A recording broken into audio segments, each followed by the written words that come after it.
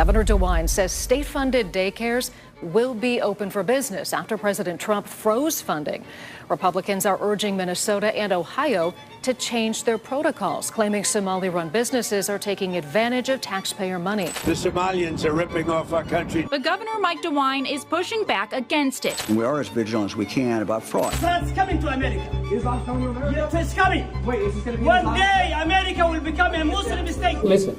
I'm listening. You are from India. You are not a white person. You should be outraged by the fraud, but instead you're attacking us because we're calling out fraud. You're just saying some bullshit that you're not even I think you're mistaken. You don't know how it is. Sure, but while all that is happening, I want to go back to Ohio because we talked about Ohio before and it's starting to look real familiar because we see the same industry, we see the same excuses, and we see the same defensive postures, not just from the people who are running these businesses, but from the governor of Ohio. Right-wing social media accounts have alleged that Somali-owned daycare centers in Columbus have been receiving public dollars without providing services to kids. This led Dayton area Republican Tom Young and 40 state lawmakers to send a letter to DeWine's administration, urging it to investigate. Morgan, we have every right to ask any question in regards to how taxpayers' dollars are spent. So on top of that, the big problem is that we're seeing some really serious connections,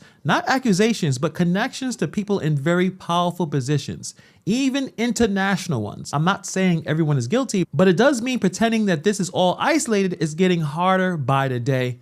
Let's get into it. You're bad Christians, you're bad Jewish, you're terrorists. This is anti-Islam.